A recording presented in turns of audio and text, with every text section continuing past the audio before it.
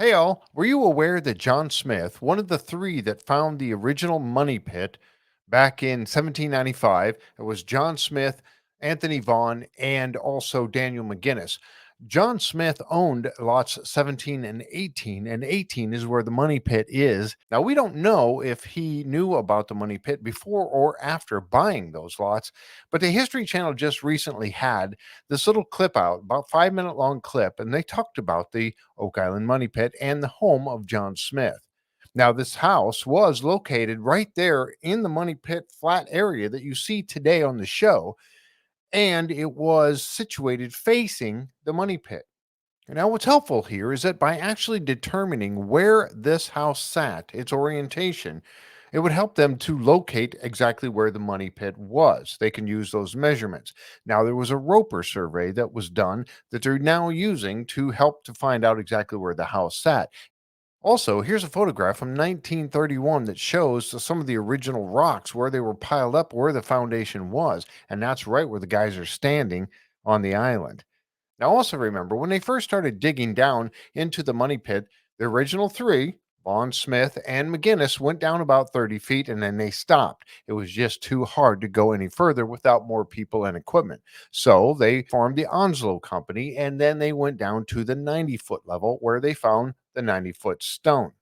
Now, this stone, they didn't really know what it meant. They saw it had these weird figures on it and subscribing on it, but they didn't know exactly what it meant.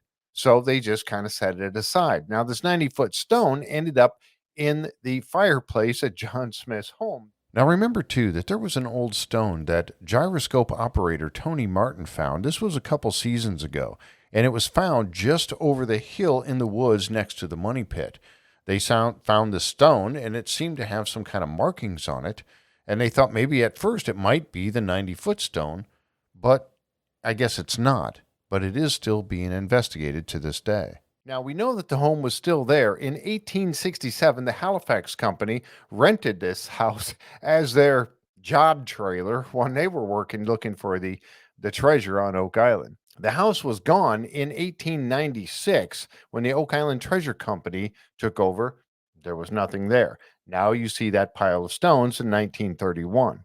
Now I did not know that this log home was built right there at the Money Pit area, but sure enough it was. And I think it's very exciting to see them actually finding where the foundation was based upon this Roper survey.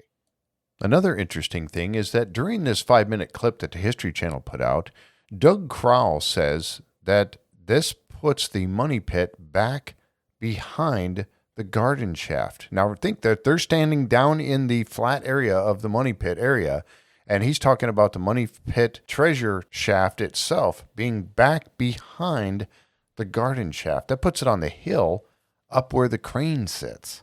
That's very interesting.